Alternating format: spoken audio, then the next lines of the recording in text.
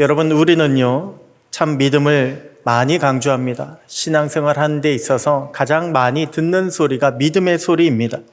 무엇을 하든지 간에 믿음을 가지라, 이런 이야기들을 많이 듣습니다. 그래서 어떤 일을 앞두고서 믿음을 가지고 기도하십시오. 또한 무슨 일을 할 때에는 믿음을 가지고 나아가십시오. 우리는 이런 소리를 참 많이 듣습니다. 마치 믿음이요, 만병통치약처럼 우리에게 들려지는 그런 때가 있다는 말씀입니다. 그런데 여러분, 믿음이요, 사실은 전부가 아닙니다. 물론 믿음은 우리에게 있어서 가장 중요한 신앙의 필수 요건인 것은 맞습니다. 하지만 하나님의 약속이 우리 안에 이루어지기 위해서는요, 믿음뿐만이 아니라 믿음에 합당한 준비도 우리에게 필요합니다. 우리는 믿기만 하면 나머지는 하나님께서 다 알아서 해주십니까? 아니요, 그렇지 않습니다.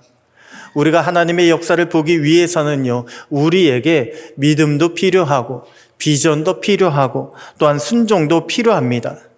그럴 때 합력하여 선을 이루시는 하나님께서요, 우리에게 하나님의 역사를 허락하여 주시는 것입니다. 하나님께서 계획하신 그 열매를 우리에게 가져다 주시는 것입니다. 오늘 본문을 보면 이것을 좀 더 이해할 수가 있습니다. 오늘 본문은 이제 본격적으로 야곱의 아들들에 관해서 서술을 하고 있습니다. 야곱의 아들들이 누구입니까? 야곱의 아들들은요, 이스라엘의 12지파입니다.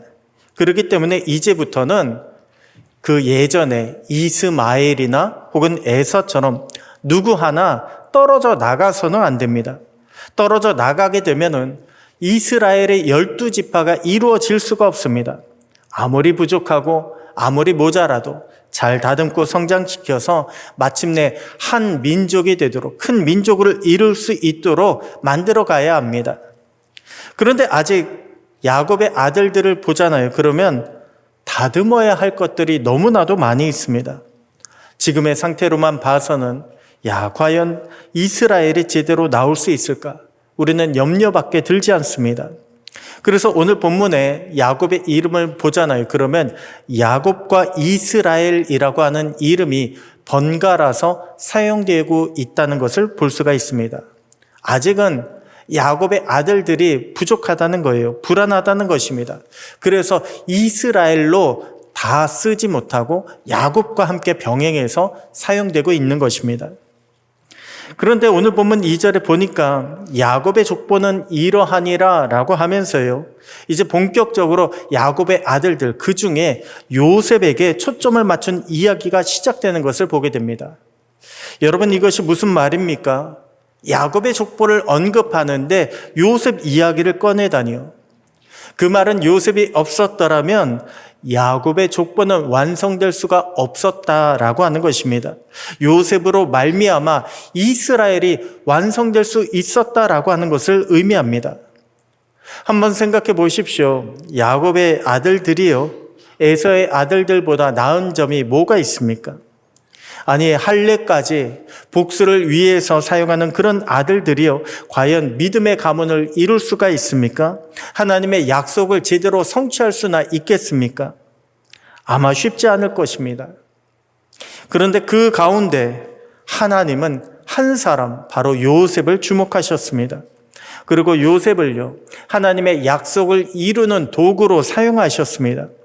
하나님은 요셉을 통해서 세상 사람들과 별반 다를 바 없었던 그런 형들을 회개시켰습니다. 요셉을 통해서 형들을 변화시켜 주셨습니다.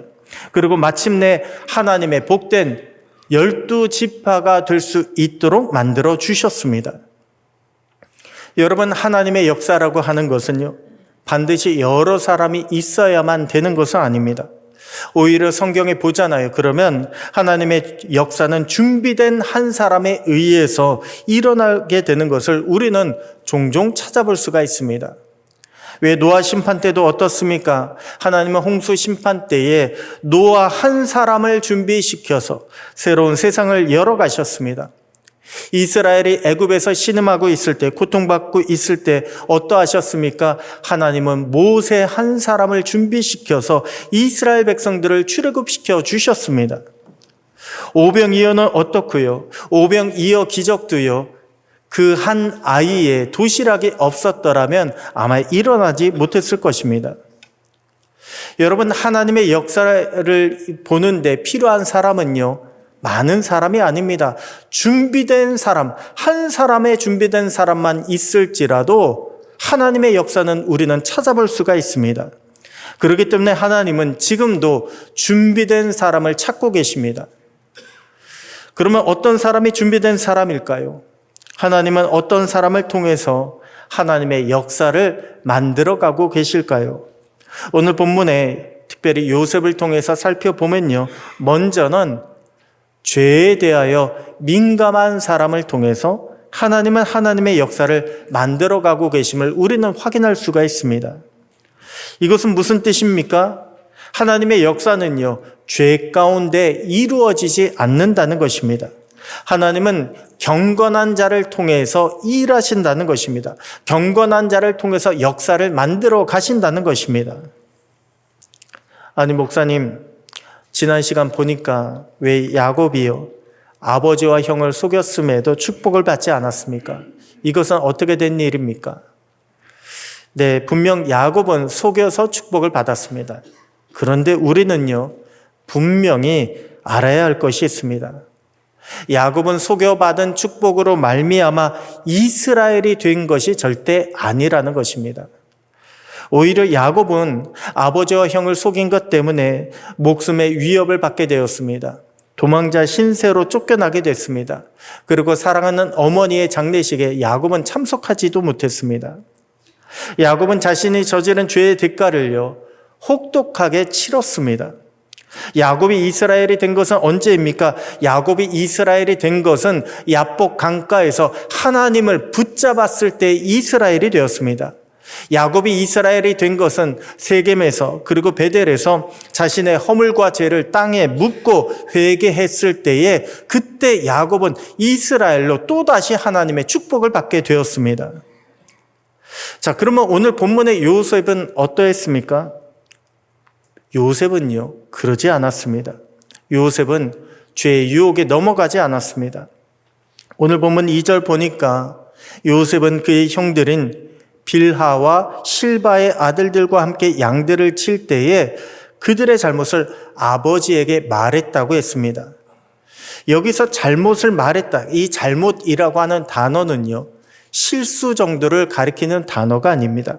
잘못의 원어는 악하다라고 하는 라입니다. 악하다, 악한 행위, 악한 죄악을 의미합니다. 한마디로 요셉의 형들은요, 함께는 요셉 앞에서 죄를 지었다는 것입니다. 악한 죄를 지었다는 것입니다. 그런데 함께 있지 않았습니까? 그럼에도 불구하고 요셉은요, 그 형들의 죄에 동참하지 않았습니다. 오히려 아버지에게 가서 형들의 잘못을 고했다고 합니다. 우리는 여기서요, 악한 짓을 벌인 형들이 다름 아닌 빌하와 실바의 아들들, 바로 레아와 라헬의 여종의 아들들이라고 하는 사실을 주목해야 합니다. 성경은 왜 이것을 특별하게 언급을 했을까요? 빌하와 실바의 아들들. 저 형들의 잘못이요, 한마디로 어머니의 출신과도 관련이 있다라고 하는 것을 우리에게 암시해주고 있는 것입니다. 아무리 당시에 야곱이 자기도 서러움을 받은 것이 있기 때문에 아들들을 차별하지 않도록 되도록 아들들을 평등하게 대한다라고 할지라도 어머니의 신분에 다르기 때문에 종의 아들들에게 서러움이 없을 수가 없습니다. 마치 그 옛날 아브라함의 아내 사라가요, 여종의 아들 이스마엘을 차별하고 내쫓았듯이 어머니들 사이에서는 차별이 분명 존재했을 것입니다. 게다가 야곱의 첫째 부인 레아의 아들이 몇 명입니까? 레아의 아들들은요, 12아들의 절반인 6명입니다. 그러니 나머지 여종의 아들들과 어머니가 죽은 요셉은요, 상대적으로 소외받고 있다라고 하는 동질감을 갖고 있었을 것입니다. 그렇다면 여종의 아들들, 요셉의 그 형들이 잘못을 저지를 때에 아마도 요셉에게도 함께 죄를 짓자라고 유혹을 했을 것입니다. 그런데 요셉은 그 유혹에 넘어가지 않았습니다. 왜냐하면 그것은 하나님 앞에 죄이기 때문에 그렇습니다. 여러분, 우리가 언제 죄에 대해서 둔감해지는 줄 아십니까? 내가 좀 억울하다라고 생각하면요, 우리는 죄에 대해서 둔감해질 수 있습니다. 내가 좀 억울하다, 내가 뭔가 보상을 받아야겠다라고 그렇게 생각할 때, 나 스스로 보상을 찾으려고 할 때면 반드시 죄의 유혹이 우리를 찾아오게 되어 있습니다. 그러면 우리가 잘못을 저지른다 할지라도요, 내 탓이 아닌 것처럼 느껴지게 됩니다. 그렇게 부모님을 탓하고, 그렇게 세상을 탓하고, 그렇게 나의 상황과 환경을 탓해가며 하나님 앞에서 죄를 짓는 모습이 오늘날 우리 가운데 얼마나 많이 있는지 모릅니다. 그런데 요셉은 어떠했습니까? 요셉은 그러지 않았습니다. 요셉은 자신의 상황이나 자신의 어떤 그 모든 여건들을 보면서 불평하거나 원망하지 않았습니다. 믿음을 포기하지 않았습니다. 요셉은 어떠한 상황 가운데 놓여 있을지라도 끝까지 하나님만을 바라보았습니다. 하나님을 바라보았기 때문에 요셉은요, 죄에 대해서 민감할 수가 있었던 것입니다. 이러한 요셉의 모습은 먼 훗날 보디발의 집에 종으로 팔려갔을 때도 확인할 수가 있습니다. 보디발의 아내가 요셉을 유혹했을 때에 그때 요셉이 뭐라고 대답을 합니까? 내가 어찌 이 큰 악을 행하여 하나님께 죄를 지으리까? 아니, 이 당시 요셉은 어떤 상황입니까? 형들에게 배반당하고 저 멀리 애굽의 종으로 팔려 나가서 마치 그 모든 것들이 무너지는 것 같은 그런 절망적인 상황 아닙니까? 아마도 많은 사람들이 이러한 처지에 놓여 있다라고 한다면 인생을 포기하지 않았겠습니까? 그런데도 요셉은요, 여전히 하나님을 바라보고 있었습니다. 죄로부터 자신을 지키고 있었습니다. 내가 어찌 이 큰 악을 행하여 하나님께 죄를 지으리까? 애굽에 팔려 나갔을 때에도 하나님만 바라보고 있던 요셉이었습니다. 그렇기 때문에 하나님은요, 이러한 요셉을 주목하고 계셨던 것입니다. 이렇게 죄로부터 자신을 지키려고 했던 요셉을 통해서 하나님의 거룩하고 하나님의 큰 역사를 만들어 나가고 계셨던 것입니다. 여러분, 하나님은 우리에게요, 내가 거룩하니 너희도 거룩하라 라고 말씀하셨습니다. 성경에 보면 몇 번이나 내가 거룩하니 너희도 거룩하라 이렇게 말씀을 주셨는지 모릅니다. 이 말은 하나님께서 거룩한 백성을 찾고 계신다는 것입니다. 왜냐하면 우리가 그렇게 거룩하게 될 때 우리를 통해서 하나님은 역사하시기 때문에 그렇습니다. 우리가 그렇게 거룩하게 될 때 우리를 통해서 하나님의 영광이 드러나기 때문에 그렇습니다. 그렇게 거룩한 백성으로 가는 가장 첫 걸음이요, 다름이 아니라 바로 죄에 대해서 민감한 것입니다. 그렇기 때문에 오늘날 세상은요, 우리를 죄로 물들게 하기 위해서 얼마나 많이 유혹하고 있는지 모릅니다. 우리에게 적당히 신앙생활 하라고 세상이 충고합니다. 적당히 신앙생활 해라. 꼭 그렇게 유난을 떨어야 되겠냐? 적당히 어울릴 줄도 알고 적당히 속일 줄도 알아야 성공하지 않겠냐? 목사님이 아니고요, 세상이 그렇게 충고하고 있습니다. 그렇게 세상은 우리로 하여금 점점 죄에 대하여 둔감한 사람으로 만들려고 노력합니다. 하지만 그렇게 우리가 넘어가서 죄에 대해서 둔감해지면 질수록 하나님의 은혜는 점점 멀어질 수밖에 없습니다. 하나님의 역사는 점점 내게서 떨어져 나갈 수밖에 없습니다. 여러분, 지금도 하나님께서는요, 죄에 대하여 민감한 자, 죄에 대하여 거룩한 자를 찾고 계십니다. 이런 거룩한 백성을 통해서 하나님은 하나님의 역사를 지금도 만들어가고 계십니다. 바라기는 저와 여러분이 하나님이 찾으시는 거룩한 백성들 다 되시기를 축복합니다. 그래서 하나님의 성령이 언제나 우리 안에서 떠나지 않으시고 하나님의 역사가 우리를 통해서 죄에 민감한 저와 여러분을 통해서 이루어지는 그럼 복된 저와 여러분 모두가 되시기를 주님의 이름으로 축복합니다. 다음으로 하나님은 어떤 자를 통해서 하나님의 일을 만들어가고 계실까요? 바로 영적인 비전을 가진 자를 통해서 하나님의 일을 만들어가고 계십니다. 여러분, 영적인 비전이 무엇입니까? 이것은요, 영적인 비전의 반대말을 생각해 보면 좀 더 이해하기 쉬울 것입니다. 영적인 비전의 반대말은 보이는 소망입니다. 영적인 비전의 반대말은 육신의 욕심입니다. 그런데 그것은요, 내 욕심에서부터 비롯된 것입니다. 내게서 비롯된 나의 비전, 그것이 바로 보이는 것, 육신의 것을 쫓아가는 비전입니다. 그것은 하나님의 뜻과는요, 전혀 상관이 없습니다. 하지만 영적인 비전은 그렇지 않습니다. 영적인 비전은 내게서 나오는 것이 아니라 하나님이 주시는 하나님의 것입니다. 하나님의 비전입니다. 아브라함을 한번 생각해 보십시오. 아브라함이 고향의 땅 하란에서부터 자신의 비전을 가지고 가나안으로 이주해 왔습니까? 아니요. 하나님께서 보여주신 하나님의 비전을 가지고 가나안 땅으로 온 것 아닙니까? 아브라함이 큰 민족을 이루고 또한 땅의 모든 족속이 아브라함으로 말미암아 복을 받게 될 것이다 라고 하는 것은 아브라함의 비전이 아닙니다. 바로 하나님의 비전입니다. 오늘 본문에는 육적인 비전과 영적인 비전을 보여주는 그런 사건이 등장을 합니다. 바로 요셉의 채색옷과 또한 요셉의 꿈 이야기입니다. 오늘 본문 보니까 야곱은요, 요셉을 사랑해서 채색옷을 지어 주었다고 합니다. 여기서 채색옷은 번역이 좀 잘못됐는데 색깔 있는 옷을 가리키는 것이 아니라 소매까지 내려오는 긴 옷, 그런 옷을 의미합니다. 당시의 일꾼들을 보면요, 보통의 사람들은 일하기 쉽도록 민소매 옷을 입었습니다. 짧은 바지를 입었습니다.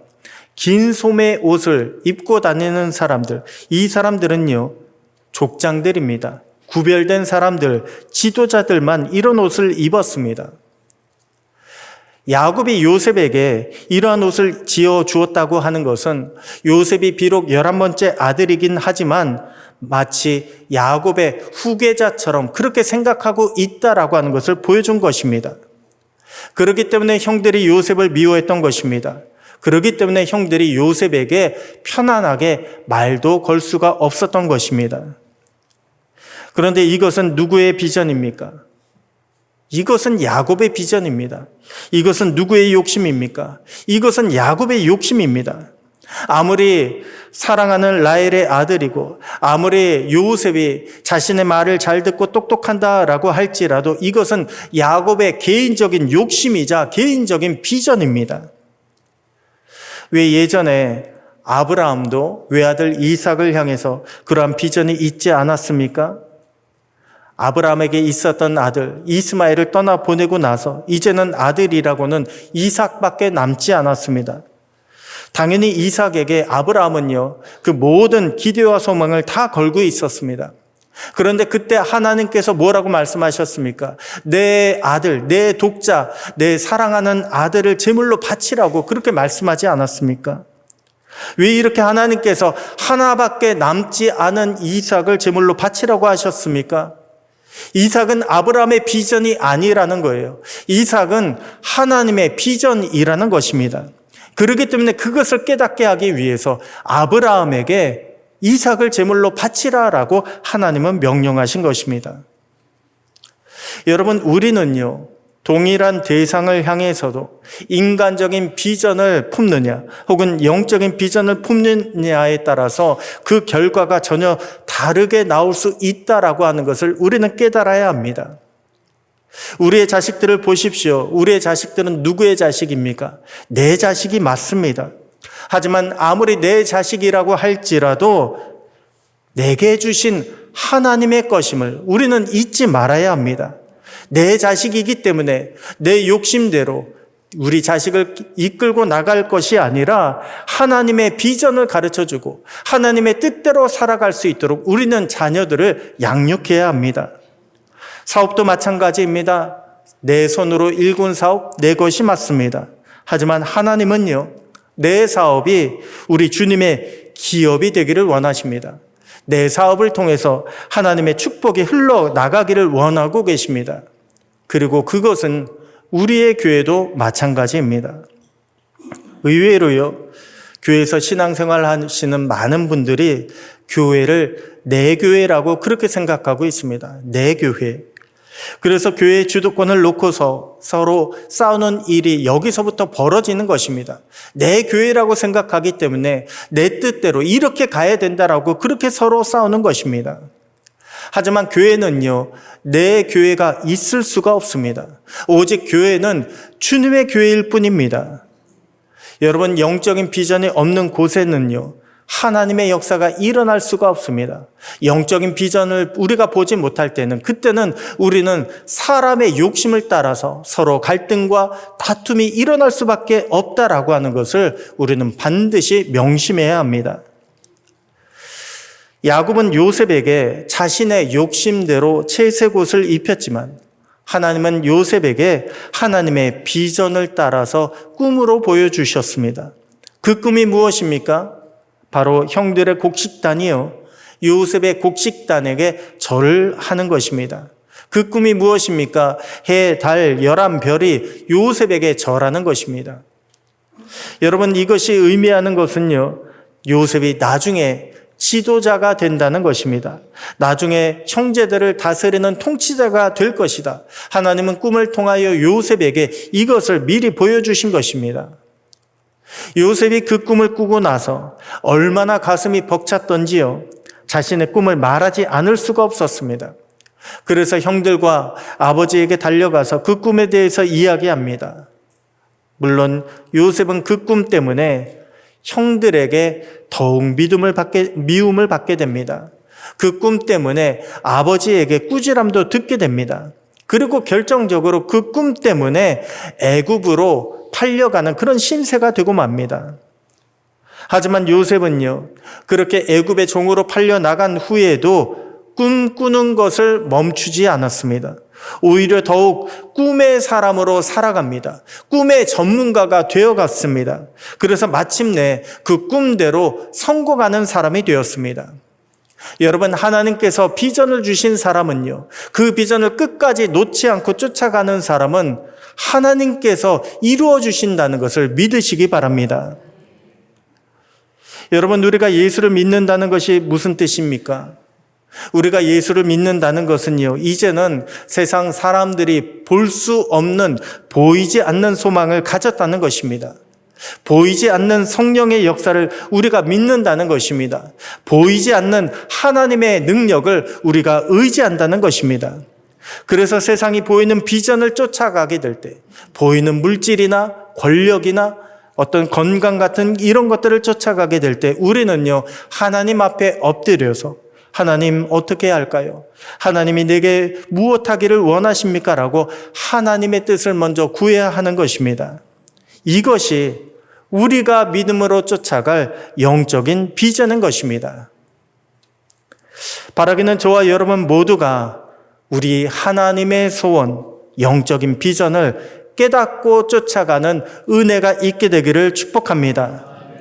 찢어지기 쉬운 채색옷과 같은 사람의 비전을 쫓아가지 마시고 말씀과 기도 안에서 인내하고 순종함으로 하나님의 큰 뜻을 이루어갈 수 있는 저와 여러분의 가정들 다 되시기를 주님의 이름으로 축복합니다. 마지막으로 하나님을 위해 준비된 자는 어떤 사람일까요? 바로 순종하며 끝까지 충성하는 자가 하나님을 위해서 준비된 자라고 하는 것을 우리는 깨달아야 합니다.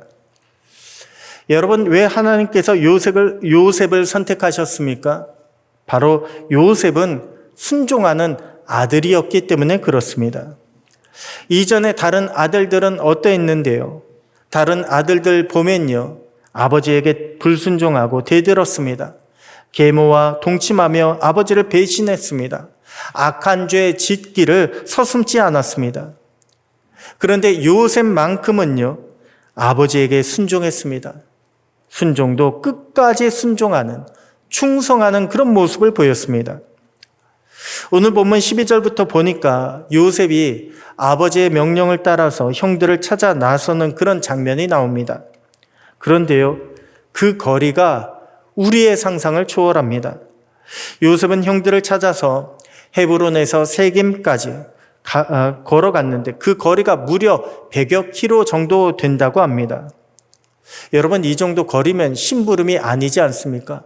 이 정도 거리면요, 사명입니다.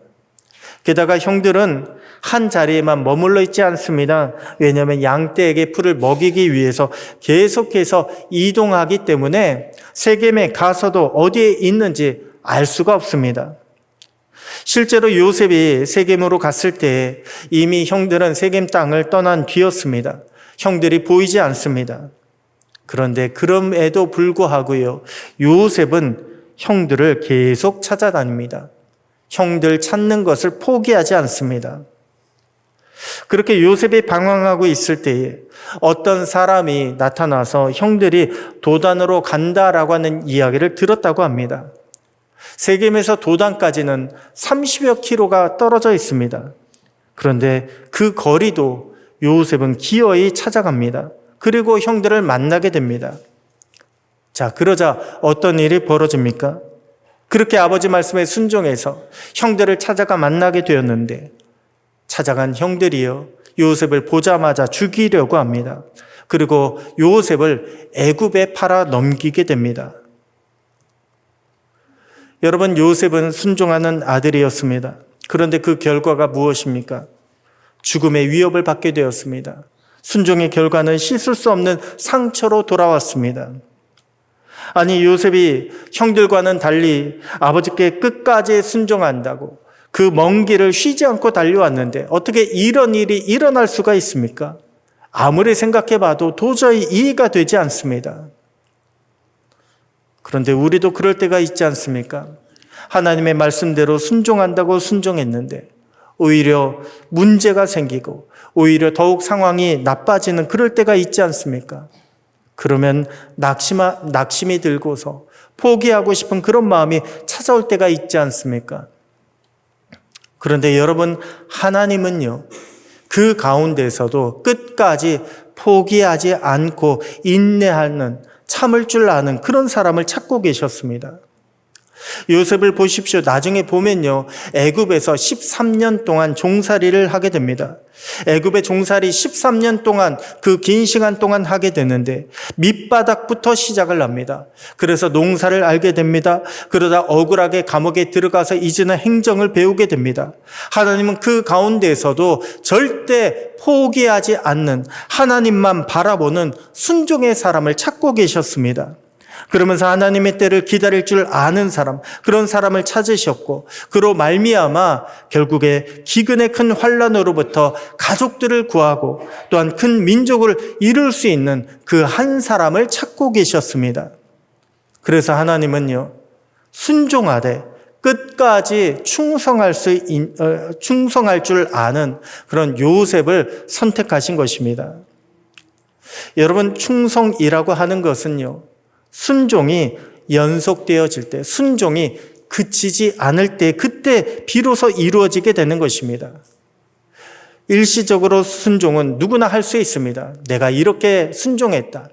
하지만 그 순종이요, 그치지 말아야 됩니다. 그 순종이 계속 이어질 때, 그때 비로소 충성이 되는 것입니다. 그렇기 때문에 주님은요, 누구를 찾고 계셨습니까? 착하고 충성된 종을 찾고 계십니다. 그래서 주님은 우리에게 뭐라고 말씀하셨습니까? 내가 죽도록 충성하라. 그러면 생명의 면류관이 내게 있을 것이다 라고 그렇게 우리에게 말씀해 주신 거 아닙니까? 오늘날 우리가 살고 있는 시대는요, 충성이라고 하는 덕목이 점점 약해지고 잊혀져 가는 그런 시대를 살고 있습니다. 왜? 제가 어릴 때만 하더라도요, 초등학교, 중학교 그 교정에 들어설 때 태극기를 향해서 반드시 가슴에 경례하고 국기에 대한 경례 문구를 다 외운 다음에 들어갔습니다. 앞에 태극기를 보고서 충성을 다짐하는 그런 모습들, 그러면서 어릴 때부터 얼마나 충성, 이렇게 하는 것이 충성이다라고 하는 것을 배우며 우리가 자라지 않았습니까? 그런데 오늘날은 어떨까요? 오늘날 보면요, 무엇이 충성인지 아마 아이들은 잘 모르고 배우지 못하고 그렇게 컸을 것입니다. 그러한 시대를 살고 있습니다. 오히려 충성은커녕 내 생각부터 하라고, 너부터 챙기라고 그러한 시대를 살아가고 있습니다. 하지만 주님은요, 충성된 자를 찾고 계십니다. 누가 주님에게 충성할 것인가? 이런 충성된 자를 찾아서 그 사람을 통해서 우리 주님의 귀한 역사를 만들어가고 계십니다. 바라기는 저와 여러분이 우리 주님이 찾으시는 충성된 성도, 충성된 일꾼들 다 될 수 있게 되기를 주님의 이름으로 축복합니다. 그래서 우리를 통해서 주님의 큰 역사, 은혜의 역사가 일어나게 되고 우리로 말미암아 여러분의 가정이 살고 여러분의 일터가 살고 우리 교회가 살고 지역이 살고 나라가 살아나는 그런 놀라운 역사가 일어나게 되기를 우리 주님의 이름으로 축복합니다.